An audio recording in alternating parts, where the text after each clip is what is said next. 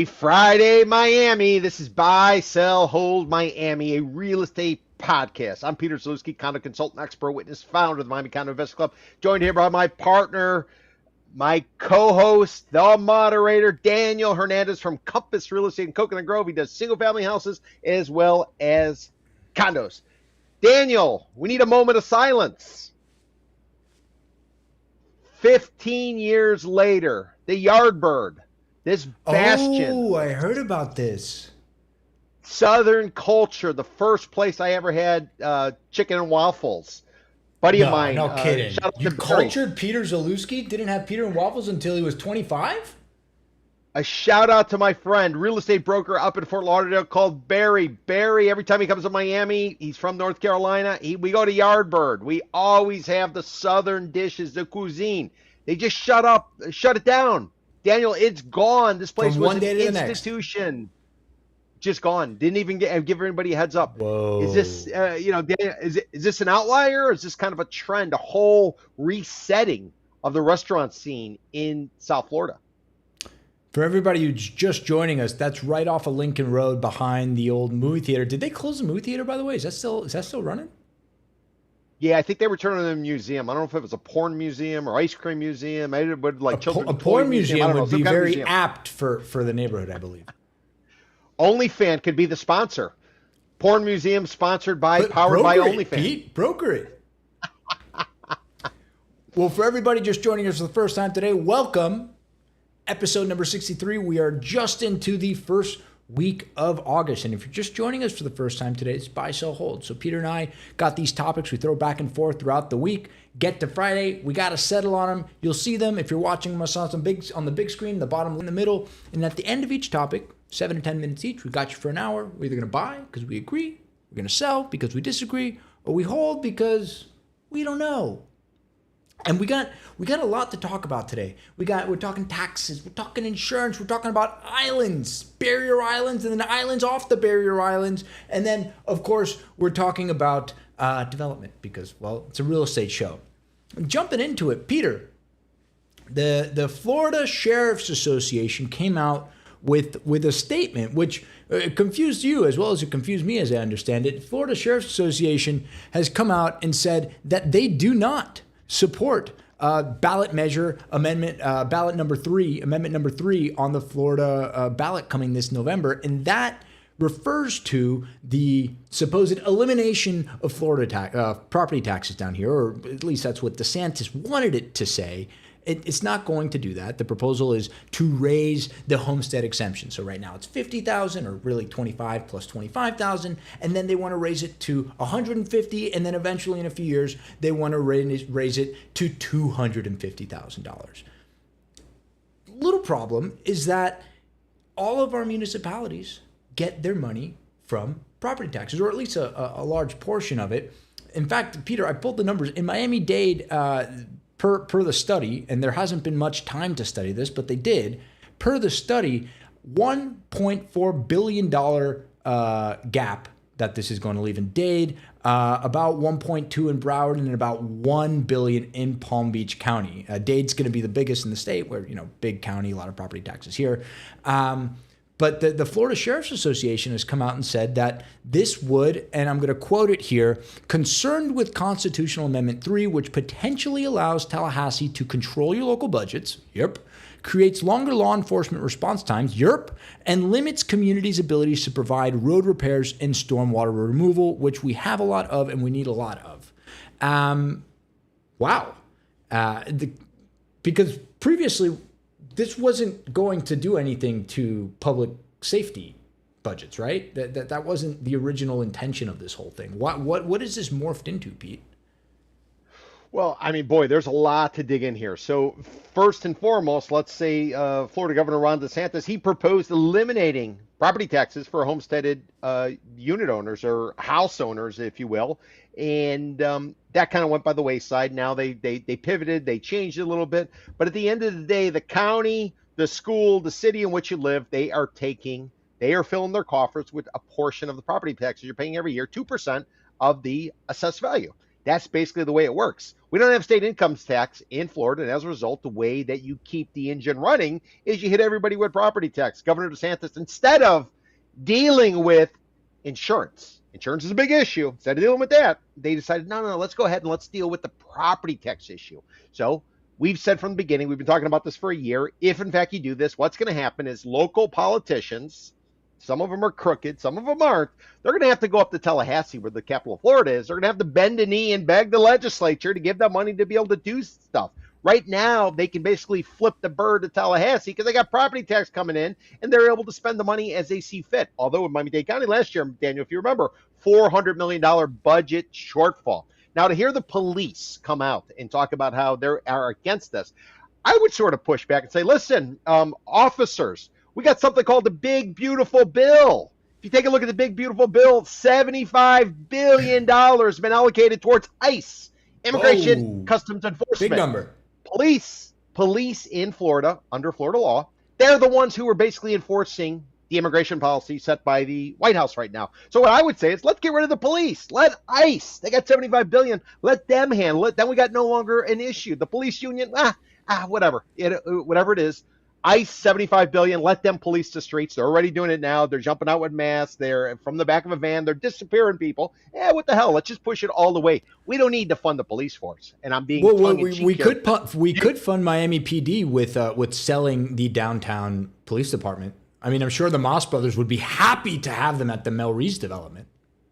There you go. Knock down the police headquarters in downtown Miami. There's no need to have a 4 or 5 story building and that expensive real estate. Ship them out to right around where Freedom Park is, where David Beckham, old man Beckham, and Lionel Messi are playing their soccer matches. You got a big park that's polluted. They've already taken all of their. They've already taken all the, the materials. They put it all in a big circle in the middle of the park. Just go ahead and build a police force in and around there. Maybe put the jail on top of that big hump in the middle of the park. There's all kinds of options. I don't think we have a problem. Let's get rid of property taxes. We don't need it. The police force, we got ICE. Everything is going to be great in South Florida because everybody wants to be in Miami, Daniel. Everybody wants to be here.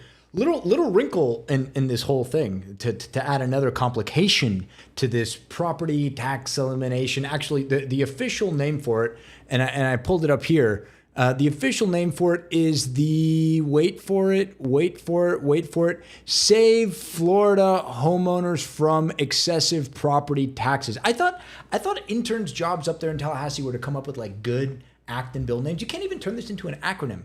But I'm not the only person who has a problem with it. Tallahassee Circuit Judge, the day after, so the FSA, Florida Sheriff's Association, press release came out on Monday. Following day, Circuit Court Judge up in Tallahassee, David Frank, ruled that the ballot title reads more like a political slogan, and he told the AG up there in Tallahassee, you got to go back to the drawing board, and you got 10 days. So at this point, I guess it's about 6 days to come up with new wording. It's going to pass. It doesn't matter what the wording is. It's going to pass because people don't want to pay property taxes. Yeah, it's a shining object. But what will happen is after the fact, just like the Big Beautiful Bill, once we get into past the midterm elections, some of the stuff is going to start to kick in because it was staggered. We're all going to start to feel the pain. But right now, we are winning again. We are back. America is back. We are winning again. And let me tell you, it feels fantastic, especially when you're dropping $4 a gallon on gasoline. So this is what it feels like to win. But you're saving money on gas. You're not driving. What are you spending that money on? What's a kilo of coffee costing over at Presidente, Pete? Well, you know what? It was interesting, and I'll give you an example of Pilan, Cafe Pilan, which is the better quality of coffee, or at least the reputation is. Ooh, you're really putting it out there, Pete.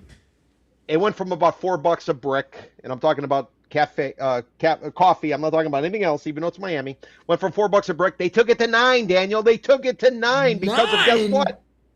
Tariffs on Brazilian coffee. Because of the tariffs, all of a sudden went to $9. But we just got it on sale for $3.99, so I feel like I'm getting a deal. Although I did, anticipation of the market, I must have bought about 15 bricks of coffee before all the tariffs kicked in from that fantastic day, which was Liberation Day on April the 2nd of 2025. So let me ask you, Pete. You're a renter. Are you voting for this? No. I'm going to vote against it because it's kind of like the idealism. I don't think it's right. I don't want to pull away the power of the local politicians, and they're not all on the up and up. Some of them are corrupt. They're all taking kickbacks. Well, they're taking donations. They're doing what they're doing. But I want to have the local power making a decision. I don't want to have a bunch of people who basically are working 60 days a year up in Tallahassee deciding what has to happen, what doesn't have to happen. And I would set out a warning to everybody who is in support of this. Remember, the way the political winds are blowing, it could go the other direction. And if it goes the other direction, we might not be talking about banning books. We might not be talking about bathroom access. We might be talking about other stuff. So just kind of remember kind of how it plays out. But if it's up to me, we don't have state income tax. Go ahead, tax people based on the property. Landlords will pass it on to the renters. And now we know where the money's going and decisions are being made locally. Why are you going to trust somebody up in Tallahassee where they get frost? We don't get frost down here in Miami, Daniel. Last time it snowed in Miami was what, 1979? Why are we trusting these people up there who work 60 days, which is a session, 60 days a year? I don't understand it. Yeah, I can't get behind it. Even being a homeowner, the math doesn't math for me. And you're having to rely on local administrations to balance budgets now with even less money than before. They were barely able to make ends meet before, and now you're turning the spigot. At a time, we're talking public hospitals. Jackson's funded with property tax dollars.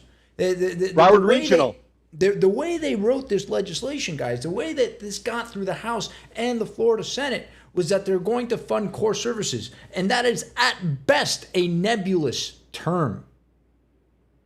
What does that mean? Core services? It's just like whoever's going to blow me more, to be frank. Listen, I've traveled the world. I've done a lot of things, and you can go to a gorgeous place.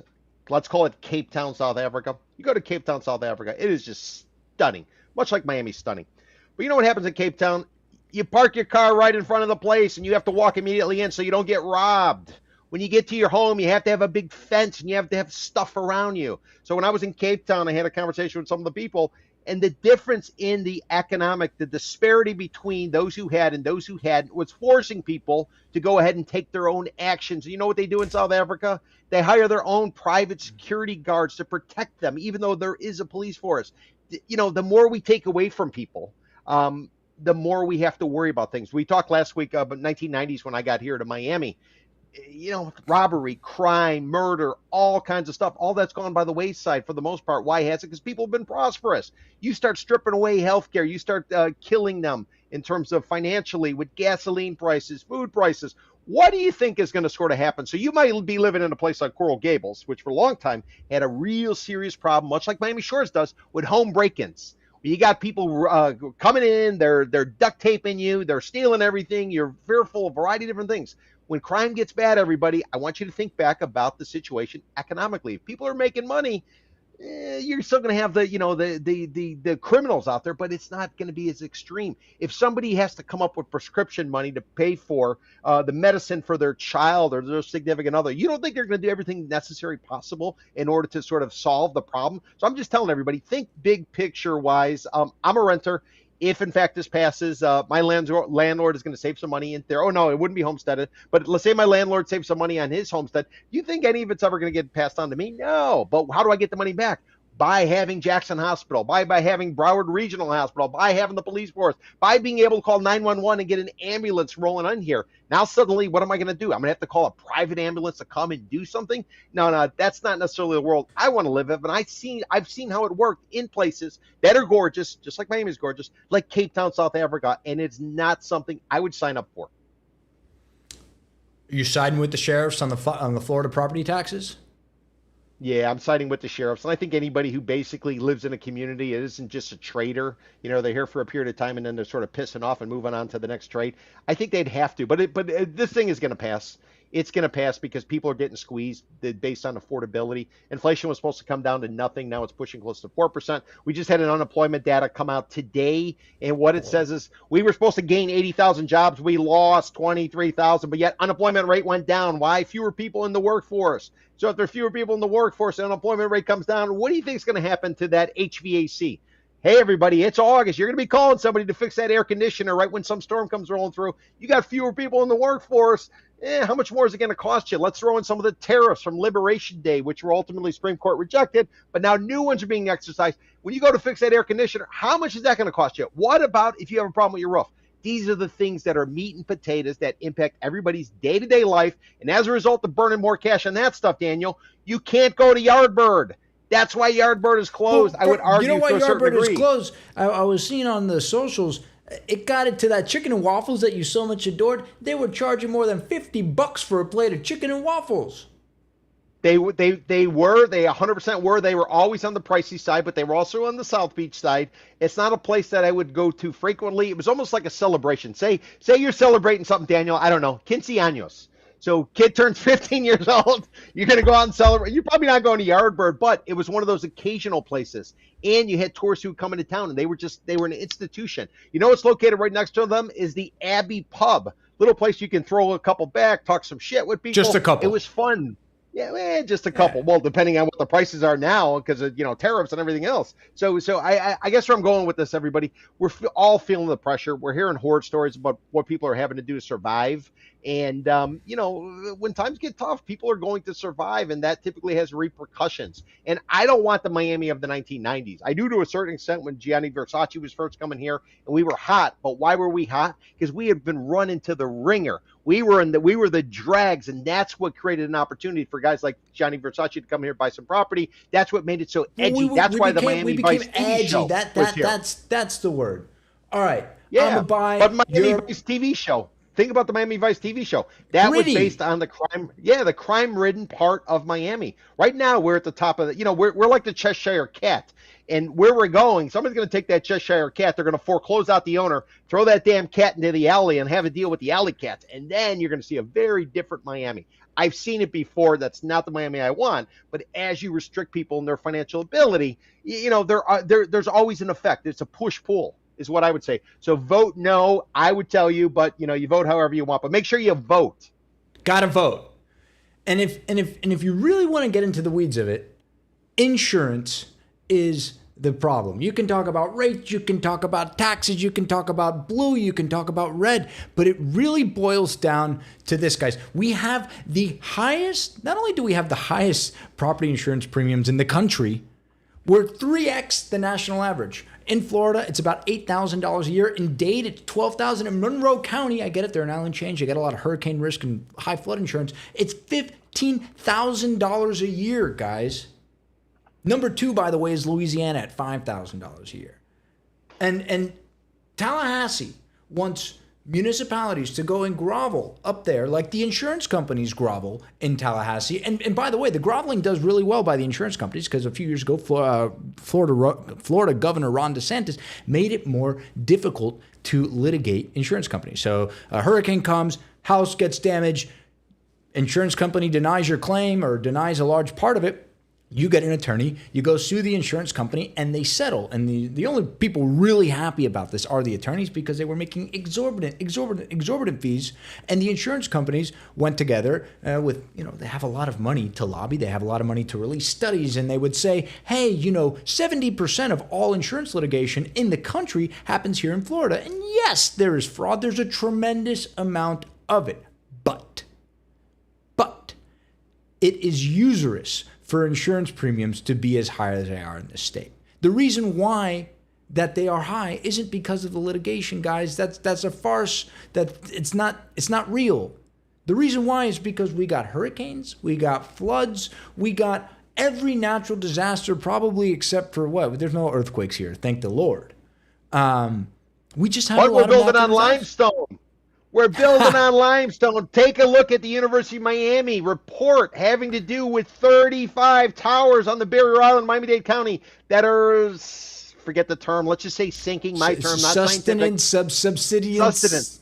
I don't know. They're sustenting quicker than they're supposed to. Basically, they're sinking faster than they're supposed to because we're building on limestone. We're having all kinds of impact. There is so much risk involved here, but it's a push-pull. It's kind of like doing that illicit substance if you're into it. You never know what's in it and how it's going to end up. That's what we're doing with a lot of our development. Why? Because it's always worked, but as times change. and things happen, it becomes riskier. So insurance companies are going ahead, they're applying the risk, but also too, they see an opportunity to take advantage of the Of greed. course, I Why? see an opportunity. Because Look, you got Ken Griffin here. You got Mark Zuckerberg of Facebook here. You have Larry Page of Google here. You have Alex Karp of Palantir. They're all here. Who are you going to get the money from? Take it from the rich people, all the FOMO, everybody rolling in where there's the biggest town. Well, these people also got the cash. These are the ones you bang. And as a result, everybody else is sort of feeling it's the argument I would make. Yeah. Well, I think it's particularly interesting because the insurance thing here is so multifaceted and it's opaque. I don't think a lot of people really understand what happens here, and it took me to become a homeowner to recognize this. But you have Citizens. If you don't know what Citizens is actually our well, it's a socialist program, Peter. It's a socialism. It's bad. It's evil. In 2023, Peter, we had nearly 1.3 million policies on Citizens.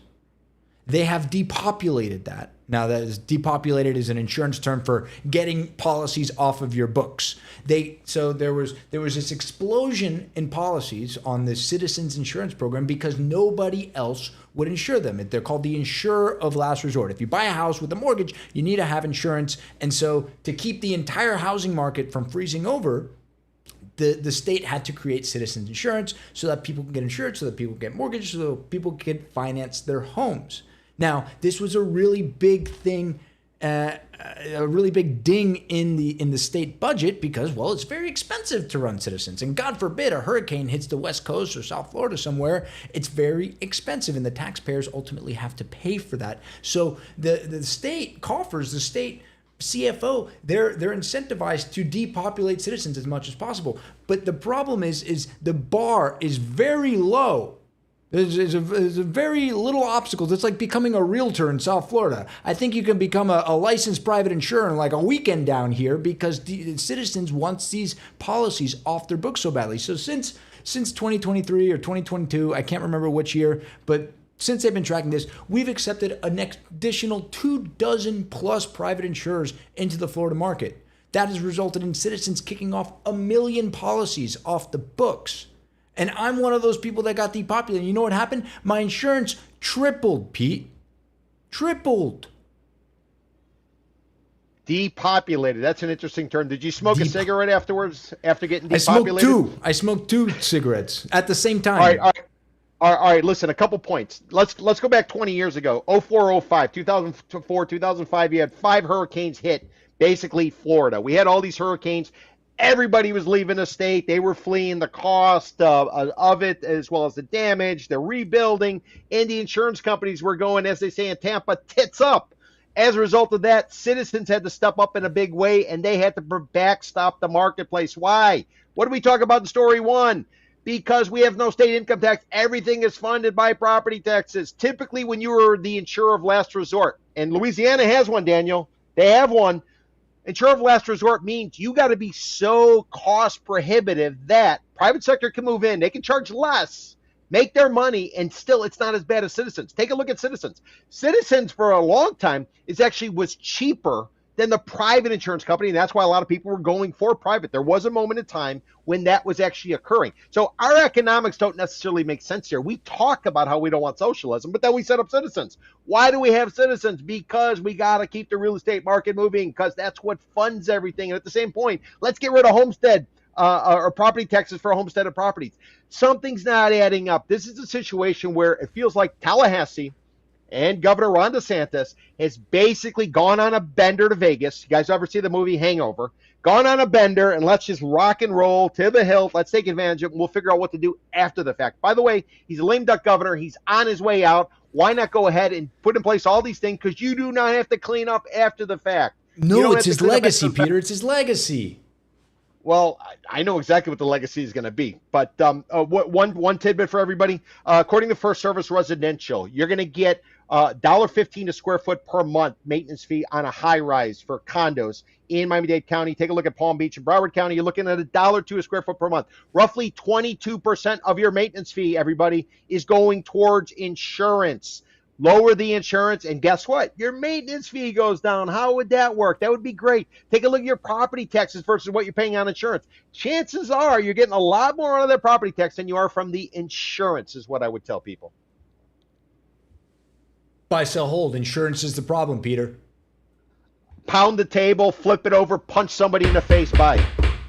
I'm a buy on that too. All right, we'll get away from the technical stuff. Let's start talking sexy. We've been talking about this certain little zip code. It used to be part of Miami Beach. It's not part of Miami Beach. They dredged it. It became an island. We're talking about Fisher Island, and I know, guys, you're like, oh, he's going to talk about the freaking fuel tanks again. I'm not going to talk entirely about the fuel tanks. Although I do want to call out Mr. Brian Bandel over at South Florida Business Journal.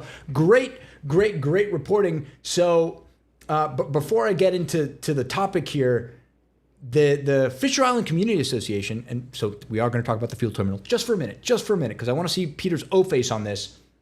They've amended their lawsuit, the Fisher Island Community Association, against HRP, which is the JV that purchased the fuel tanks from Transmontague, the $180 million fuel tanks eyesore that fuels the port's economy at a tune of $61 billion for Miami's GDP. Why did they amend it? Because they say, and I quote, HRP never seriously intended to develop the land, the FICA stated in the amended lawsuit. Instead, it devised a scheme to extract the property's highest value by leveraging the agreements it obtained from plaintiffs to inflate the property's worth and then flipping it to the most desperate buyer available, Miami-Dade County, for whom the fuel bunker is the sole source of fuel for the cruise and cargo ships at Port Miami. HRP sought to escape its obligations under those same agreements while pocketing a windfall at plaintiff's expenses. Wow, they are really unhappy about this thing. Peter, golf clap. Peter called it, folks. If you've been watching us for a little while. It's exactly what it is. This is a hustle. You could see it coming a far way away. Miami-Dade County is in a great position. They have jammed up the owner of this property because they've announced eminent domain. As a result, this property is not marketable. You're not going to be able to sell it to anybody. You're going to drag it out through the system. County's sitting in the catbird seat. What I don't understand is why the politicians force certain people to step down, step aside. That's the part that doesn't make sense. But is this a play basically to have the county buy out the dirt? 100%. What happens? A group out of Chicago comes in, from what I've read, they then bring in some politically connected developers to go ahead and try to create this mirage.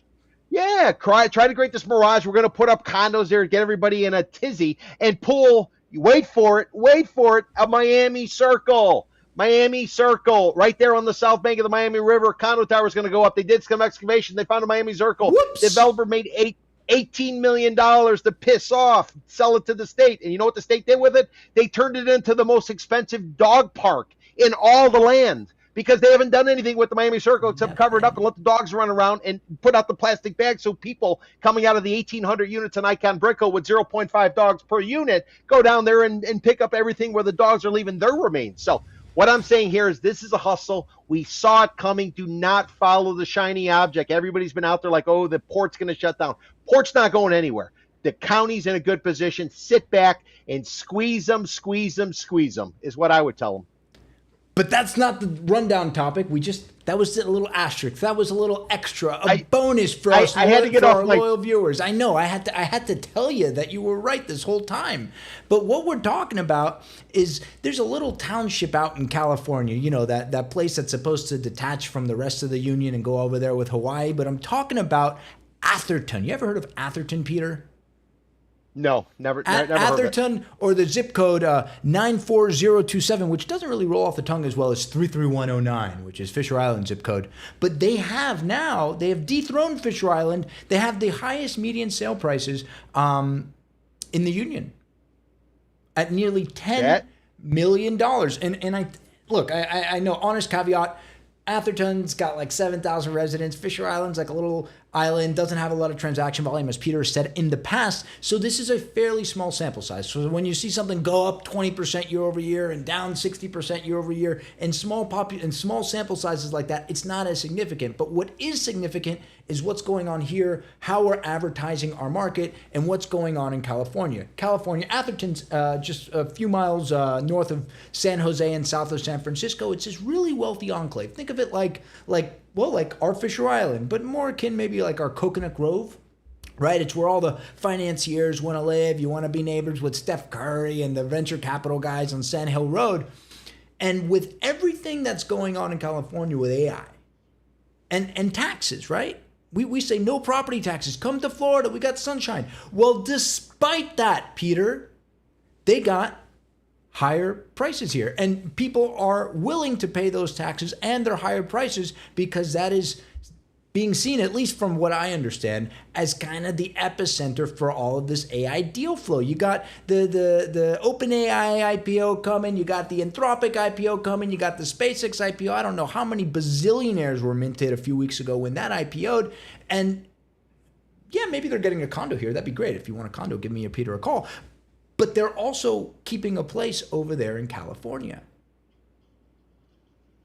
And I mean, with everything going on in the Fisher Island fuel terminals, let's be honest. Do you really want to get embroiled in this whole thing right now? Why don't you just go across to Miami Beach and you can deal with those crooked politicians? First and foremost, Fisher Island is one of the worst condo markets, Tri-County, South Florida area, based on, we created a condo cliff index January 1st, 2025. We track it. Daniel, let me just give you some perspective in terms of Fisher Island. Most of it's old. It's vintage. It's at least 30 years old or older. This is old product. Classy. They're trying to put lipstick on a pig, on an old pig at that, if you will. I don't know if you ever eaten like me when I'm buying, well, it's a different story. Anyways, yellow tags. 36 condos on the market, of which 21 are going to be vintage, at least 30 years old or older, about 58%. So 1 out of every 2 condos in Fisher Island is old. Old. Daniel, take a guess. How many properties are currently pending sale? Take a guess. 36 on the market, of which carve out 21 for vintage or older ones. They're typically cheaper. So how many pending sales do you think you got in Fisher Island right now? 1. 0. Nobody's buying in Fisher Island. They're not buying it. This is all part of a marketing hype. Blame it on the fuel stage terminals, blame it on whatever. Daniel, let me give you some pricing on Fisher Island. What I'm telling you is anybody can buy. You do not need brains to buy. Although you got to buy right because you make your money on the buy, not on the sell. People are trying to unload. They can't get out because they overpaid. They came in 2021, 2022, 2023. They thought they could work from home. They didn't have to wear a mask. In Miami Beach, for a minute, the torque on a police car. They came here. They bought. They paid. They queued up. Now they can't unload the properties. Daniel, the ask right now today for a condo in Fisher Island, $2,800, $2,800 a month. You know what it was last month? $2,900. You know, $2,900. You know what it was the month before that? $3,000. You know what it was the month before that? $3,100. Dude, they went from $3,100 a month at the end of the winter buying season on April 29th. They're down to $2,700. Nobody's buying, so they're reducing the asking prices. Take a look at what's going on the vintage side. Started at $2,500, now they're down to $2,300. They're reducing the price. Pending sales, where are the pending sales coming in at? Looks like about $2,000. Last time there was a pending sales was back in June. Back in June, about $2,000 on a vintage condo and about $2,300 on an overall condo. So what I'm telling you is nobody's buying there, and if nobody buys there, you're going to have to lower the price. So as low as Fisher Island is right now behind California, it's going lower. So what are you saying? I got $10 million, Peter. Where are you going? I am probably picking up a bunch of vintage condos that I'm getting for $100,000 a door, putting them all together, and then looking to probably terminate or sell to a developer sometime in the future. I'm not buying a one-off unit. I am going to collect. I'm going to assemble. I'm going to build a portfolio of something that kind of looks the same way. Probably the best example I could give you, there was a investor I was working with. This guy was building a portfolios of, today they'd be called Airbnb, but they were condo hotels. They were all penthouses. So if you wanted to rent a penthouse condo hotel in Miami Beach, this guy had them all. He was going around buying them. So what I would tell people, if you're looking to buy, assemble. There's some great prices out there. If you look at the older stuff, it tends to be 40% cheaper than the broader market. Now it's old, but make sure it's got a signed inspection report and there's a funding source to get everything fixed. That's where you want to be, in my opinion, if you're an investor looking for a return. If you're buying for posterity and not something to put on the mantle, then you could play kind of anywhere. But Fisher Island's not the place to play, everybody. Maybe they should buy in Palm Island, like the gentleman we're going to talk about on the next rundown topic. Well, Daniel, you like to talk about Coconut Grove, and there's a lot going on in Coconut Grove. That might be a place to kind of give it, give a look. You got Ugo Colombo, who's a fantastic developer. He's putting up a project. You got David Martin. He's putting up a project called The Well. So there's some stuff, and that's a market that's at least backstop. That would be like buying. I don't mean gold in terms of it's shiny like gold, but in terms of stability. The Grove might be a place if, in fact, you don't want to build a collection of all this like dumpster diving type of stuff that I prefer. But if you want something posh, the Grove might actually be a good place Peter, for that. Flow House. Hey, Peter, I know, and not to detract too much, but I know we were tracking Flow House and we were talking a lot about short-term rentals in the past weeks. What was the what was a price per door on that? Price per square foot? Do you remember when all those institutional buyers went into Flow House? Did they get good deals at least? I want to say it was somewhere in the ballpark of 900 a foot. I'm going off memory here, everybody.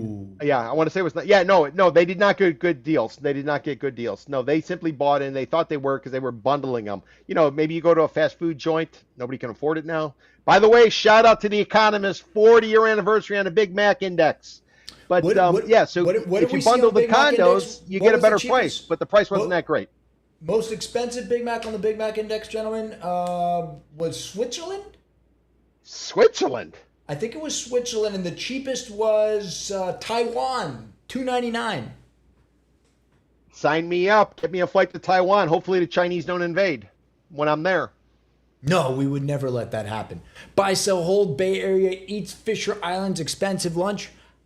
I'm holding. I'm holding. I'm buying. I like the trajectory of AI, even if I don't like the data centers, and I think they're going to be able to drive it much more than maybe Fisher Island, which at the end of the day is a carve out. Everybody, it's like a granny's quarters. You build a house and then you build a granny's quarters in the back. That's what Fisher Island is. The feds came in and they basically sliced through, hence the name government gut. It's the granny quarters. Don't burn your cash there. Burn it elsewhere. And no one else is buying. That's why these people are struggling right now, and they're having to reduce their asking prices. You're a buy, I'm a hold. Peter, the beach is back. It's back.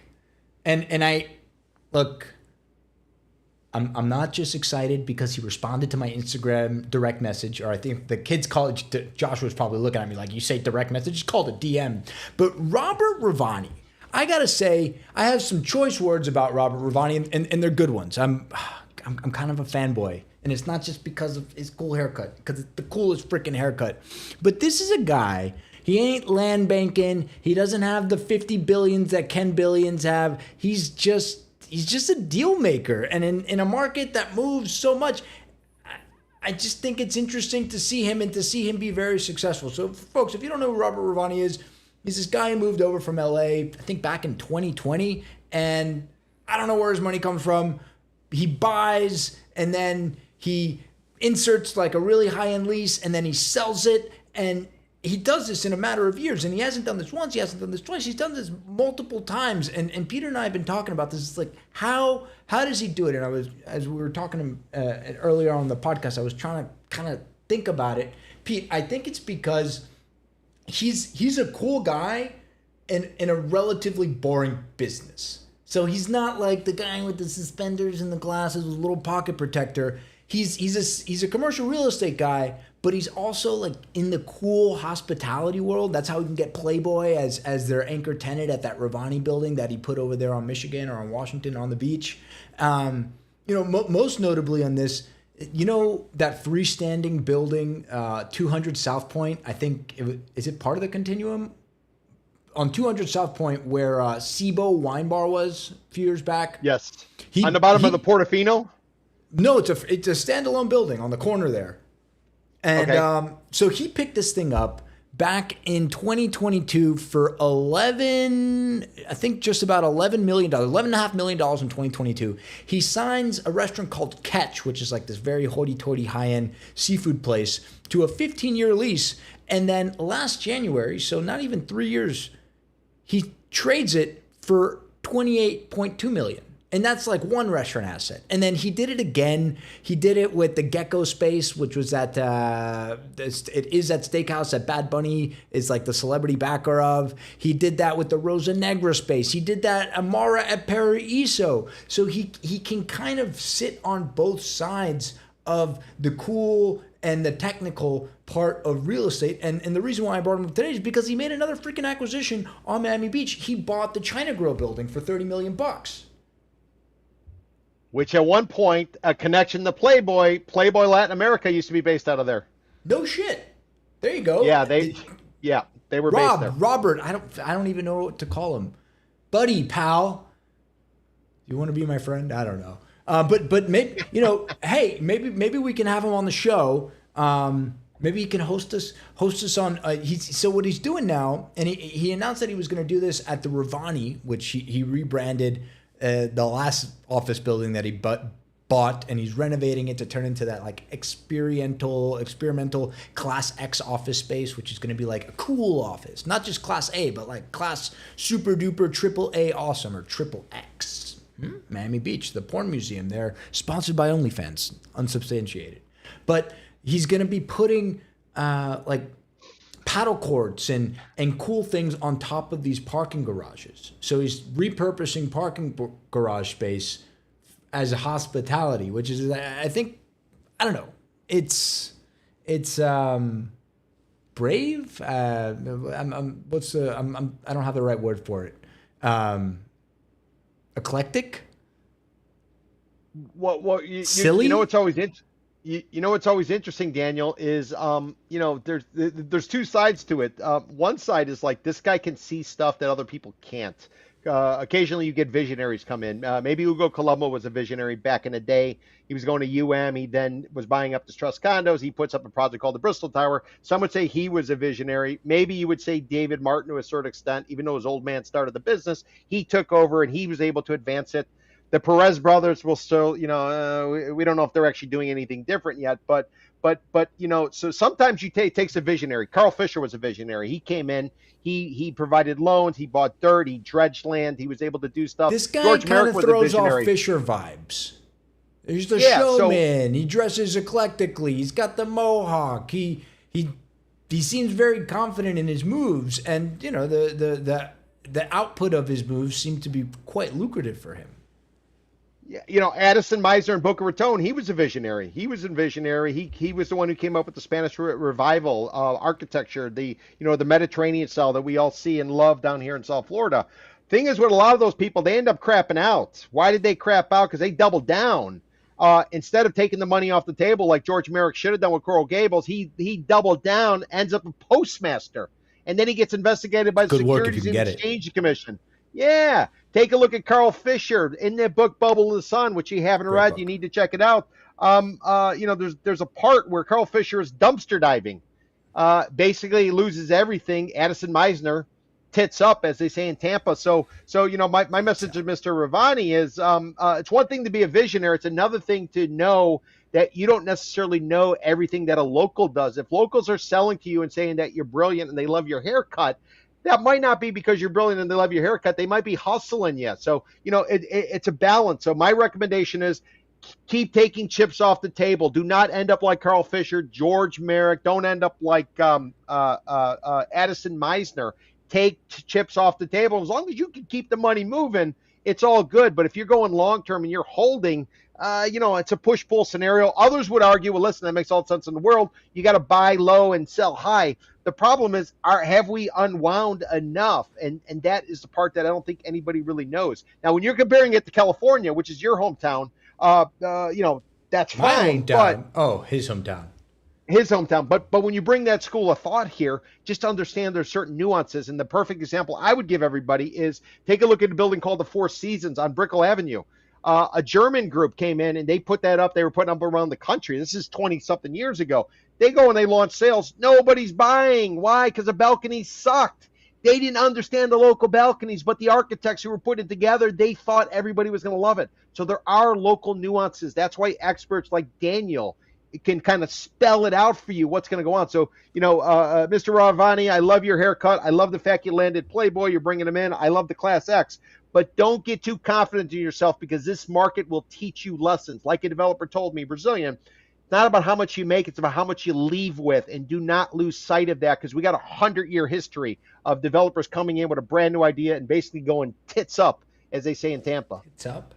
Tits up. Do they say that in Tampa? Oh, they say it in Tampa. How do you say that in Spanish? No entiendo.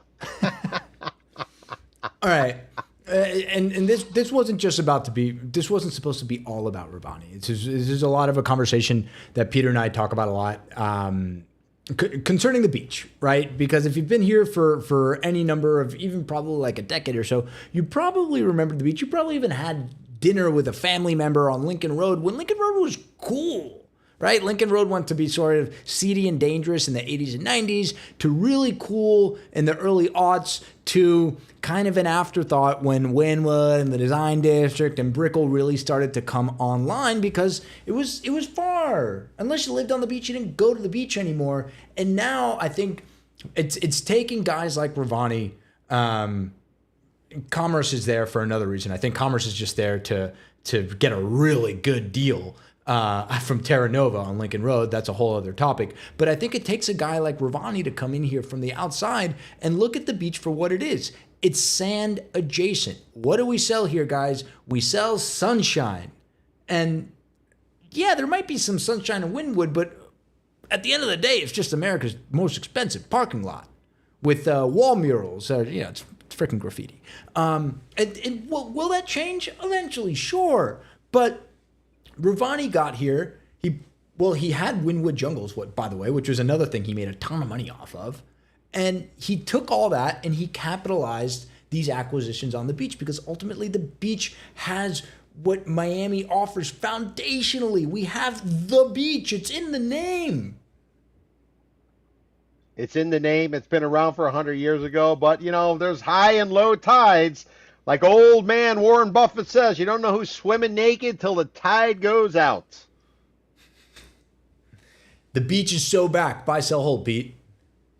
I would be a hold. Long term, I think it is back, but at this point, I would be a hold. So I'm going to be on a hold. And I wish you luck, Mr. Ravani.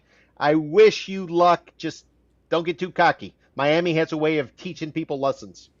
I'm gonna hold with you, but I'm rooting for him, and not just because he responded to my DM, but also because he responded to my DM. And if I DM'd you and you haven't written me back, all you other developers out there, don't be scared to come on the show. Come on, we've been doing this for 63 episodes, and Peter hasn't made a single person cry that I know. We're nice. We're like little kitty cats.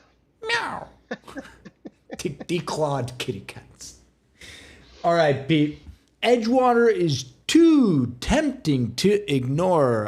For all of you watching from out of Miami, Edgewater is a neighborhood just north of downtown, east of Wynwood, south of the 195, and it's on the water's edge. You know what? I'm going to bring it up on the map for the gang so everybody can see. Let's see what we got here. Let's go over to Edgewater. So we're going to fly over to downtown, and here it is. And you see all of these buildings, all this development going on right here on the water's edge. You got Paramount, you got Aria Reserve, you got everybody's been here. Vlad's been in here with the Missoni.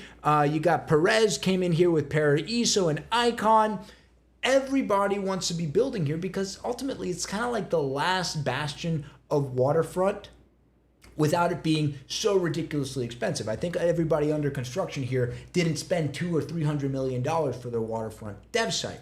That being said, there are pre-construction projects here. Talking about you, David Martin Villa Miami, major food group branded villa, going for $2,000 a square foot in Edgewater, which may be a little high.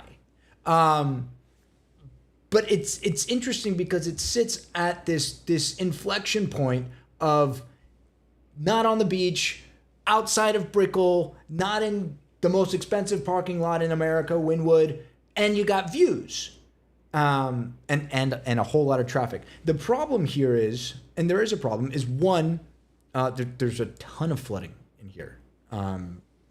You don't have to take my word for it. Just go walk there. By the way, guys, be careful next week. August 11th to August 14th is the King Tide. So if you want to see what it looks like, it's been raining a lot in the afternoon, folks.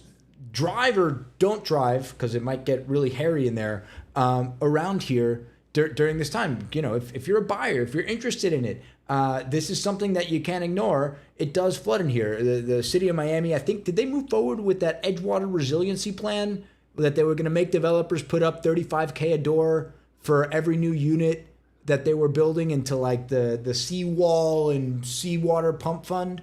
Did that wind up going through?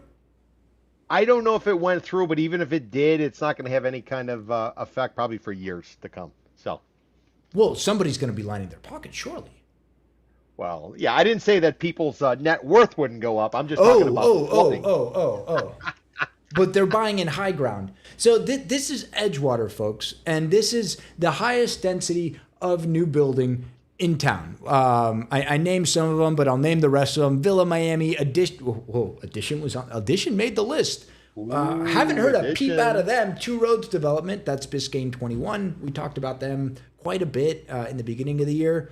Haven't really heard a peep out of either camp for some time, but we can talk about that in another week. The Cove Residences, Lily Miami, which Vladislav Dorin, who built Masoni, Una just came online. He did 830 Brickell, which is the most expensive office building in Miami. I think they just signed a Peter Thiel signed a 250 or $230 a square foot lease.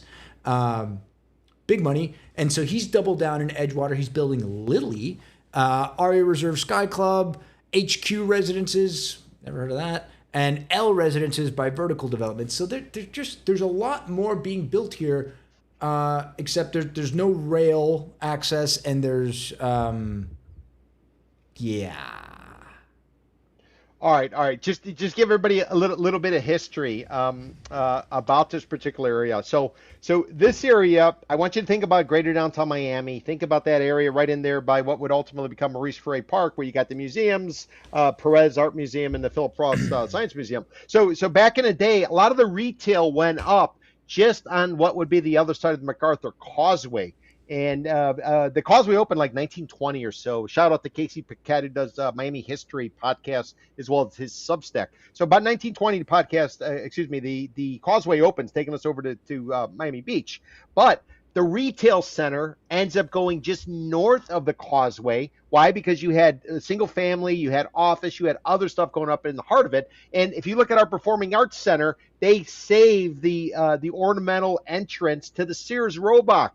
So if you guys take a look at the Adrian Arsh Performing Arts Center, you're going to see the old historical part. Why? Because that was a retail area. That's when they brought up the Omni Mall, which nobody's probably ever been into. I was fortunate enough I was able to go into it, or unfortunate enough to go into it. But that area really got put on the map by a guy called Tibor Hollow, late 70s, early 80s. He's the one who put up the towers right on the bay. It was a no-go zone, everybody. This is where the hookers were. This is where the NFL football player some for the people Atlanta would want to go to that zone. The NFL football player, he was a tackle, played tackle, offensive lineman. He gets busted the night before the Super Bowl in Miami in a John ring. This was a shit part of town. The way to kind of look at the Edgewater area is think of it like a law firm. The male staff, the admin assistants are living in Edgewater. As you move up in the firm, you move to the that area between the MacArthur Causeway and the Miami River. And once you've arrived and you're the managing partner, you're all the way down in South Brickell around where Vlad has his Una project. That's just kind of the way it's gone. Now, what's happened over the course of time is the Mellows. The Mellows are the ones who pretty much, I would argue, put the Edgewater on the map. Edgewater wasn't even a name until after we were coming out of the Great Recession. For instance, there's a project over there right on 22nd in Biscayne. It's called the Wynwood Lofts. It's nowhere close to Wynwood because nobody really had an idea of what that area was. Mello started building some projects. They came up here in 2000 or so at the in and around the time of the Argentinian peso devaluation, when Argentina went into the shitter. They came here. They start building. Nobody wanted to touch this area. Daniel, I don't know if you know it. There was going to be a Chinatown over here. There was an investor out of There was an investor. Remember, I told you a lot of people from Hong Kong came over this way when the Brits handed back Hong Kong to mainland China. A lot of them came here. There was plans for a Chinatown that was supposed to go up. That's now where the Mellows are going to put up a project about 19th in No Biscayne, kidding. be on the east side. Yeah, that was going to be a Chinatown. Isn't that where Ken Billions wanted to put the William, Jen, and Brian's house? There behind the Arby's? No, I think that was behind the Checkers. The Checkers, Arby's, Checkers, same. Yeah, so fast forward. I'm getting where I'm going. So fast forward to the buildup of 2002 to 2011. You had towers there. You had pylons in the ground, rebar exposed, and they never got built. There was a project that was supposed to go up called ICE. Never got built. ICE, I don't know if it meant to. That eventually became Paraiso, right? The Paraiso project, yeah. The problem is all the streets are east-west, and the money comes on an east-west view. But because you have a street going through it, you can't do it. So they had to reconfigure some of these streets. That's been the biggest drawback. And the fact that it floods. Hurricane Irma came through in like 2017, 2018. I was in a project on 22nd in Biscayne. Water was up to my kneecaps, everybody. I'm coming in about 5'11" or 6'1" with shoes on, if you will, was what I like to say. I had water to my kneecaps. Many projects over there are building so the entrance is on the second floor. Because of why? Because you're on the edge of the water and it floods. So why are they going in this area? Because it is an area with a lot of available land. You got a lot of ducks. Well, you got front row view to the water. I mean, that's ultimately what it is. I mean, listen, we can say whatever we want. You do go up to the 40th floor in these buildings, and the views are spectacular. Absolutely spectacular. That's my salesy side coming out. There are a lot of other things in the rubric that you have to look at when you're buying these units, but can't say anything bad about the views. The views are quite incredible. It's the problem is that when you go downstairs, and yes, and that's the point. You got walkability on Brickell, but no view, and you have view and Edgewater, but you can't there's really no walkability. Walk, I mean, yes, well, you get infill development and all here, and you know, you have to credit Miami 21 zoning that they passed about 15 years ago for all of this, right? And I'm sure Mello and his family really were proponents to get this thing forward. I think Mello came here, like early 2000s? 2001 was the peso dollar devaluation. Yeah, January 2001. And then Miami 21 got passed in 2010, 2011? Yeah, by the time it was ultimately put in place, because it was originally under Manny Diaz, who was mayor, and I think I got put in place after he was already out of office. And I'm talking about Manny Diaz, the real estate attorney who was mayor, not the son who's a football coach at Duke. So part of Miami 21, if I understand it, is that they could redevelop these single-family homes, assemble them, and just right? And trees go to the moon. And you see all of this. These were all single-family homes. I think one of these wasn't one of these like a seminary, like a boarding house for priests. Didn't the Jesuits own one of these? Yeah, that was the one that Vlad took down. We're right next to where he's got the Masoni. So it's actually still standing. That's the Lilly project that he's putting up. Lilli. Yep. So if you go right across from where villas will go up, Villa Miami will go up, across that little cutout, right directly on the water. You got a project behind it called Crimson. You got another one called Bay House. Yep, right. That's the monastery. Got it. Well, I mean, that's Edgewater. I think paying paying 2,000 a foot to be in Edgewater is a lot. Now, are there projects going up that are not 2,000 a foot? Yes, there are projects going up that are not 2,000 a foot. If you want to know what they are, you can ask Peter and I. We'd be happy to look into it. But I think for 2,000 a foot, there's a lot more that Miami has to offer. Hot take. And I'm with you, Daniel. I'm in your camp. All right, so Edgewater is too tempting to ignore.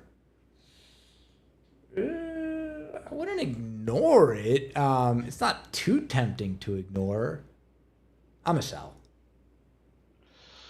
Now, if I look at from a discount buyer perspective, I would say it'd be an area that'd be very interesting. It's not. But are the discounts? Are we seeing the discounts yet? I'm not seeing the transactions on the discounts yet. If the discounts were indeed transacting, if we were indeed transacting at 40% off of ask, like you have oracled, then yeah, buy the shit out of this. But the sellers are still living in la la land.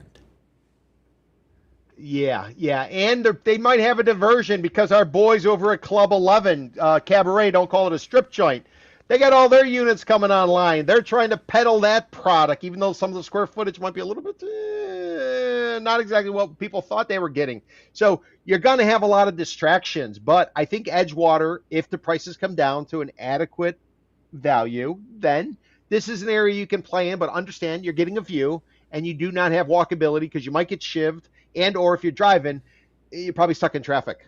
So yeah, I would have to don't drive through that puddle. Well. Don't attempt to drive through that puddle unless you're Rico and you got his big Jeep.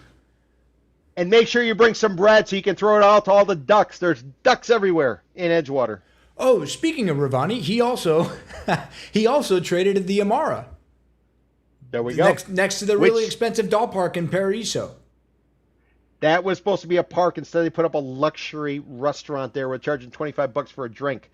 And you got, that's a completely different story. But yeah. All right. So where you sitting on this? You hold, you sell, you buy. Where you at? I'm going to be a hold on. I'm a hold on this. All right. I'm a hold too. I just want to be with you on this. Yeah. We agreed on practically everything today. If you're a seller in that area, I would tell you refinance. Get yourself a loan to get you through kind of what's coming. What do you mean refinance? Anybody who bought here pre-construction is financed at like 2.5%. Yeah, but people might need to tap into some additional cash because they thought when they were buying in 21, 22, 23 that prices were going to be going up, and I'm not sure that they've gone up as much. And granted, we got new Federal Reserve Chairman Kevin Warsh. He's supposed to cut interest rates, but everything's kind of pointing in the other direction. So. It might be time to buckle up and hold on. And if you need yourself some cash, you might want to look at refinancing because, what lender is going to let you pull money out of a condo right now? I think there's probably private money that would make it available. Why? Probably under a loan-to-own type of scenario from the lender perspective, private money. You got to really need that cash, Peter. Well, some of these, the age of the buildings, there are vintage condos in the Edgewater area. Many of them gotten taken down and ultimately were terminated and replaced. But it's, remember real estate takes 3 times as long and costs twice as much. So if you're on the brink and you're trying to get from this point, from, this side to the other side, it might take longer than you sort of think. And, who's to say where interest rates are going? I don't know. I guarantee there's somebody out there listening to me saying, you know what? Maybe I need to reconsider this because I thought I was going to sell in the summer. Because, Daniel, we had the World Cup. We had 450,000 people fill Hard Rock Stadium. We had a 6-week tournament. We had 7 matches. You know what happened to pending sales in South Florida? They went down. No. They went down. We were told that the World Cup was going to drive sales, and people were hoping they might be able to exit. Didn't happen. Maybe 2 years from now, developer will be able to claim somebody came in for the World Cup purchase that, But Daniel, the point I'm making is affordability is a real issue, and if people are struggling right now, especially in Edgewater, because they follow this shiny object, they might be trying to figure out how the hell do I get out of this because stuff isn't trading, and if it does trade, it's not trading at the price that they want. So they might need to get from here to there, some sort of bridge, and that's the reason I mentioned the refinance. And I know there's somebody out there listening is going to say, like, maybe he's right. All right, you're a hold. I changed it because I'm an adult. I hold with you, Peter. That's episode number 63. I got a baby shower tomorrow. Congratulations to my wife. And see you guys next Friday. Thanks so much for coming. Love y'all. Love you, Pete.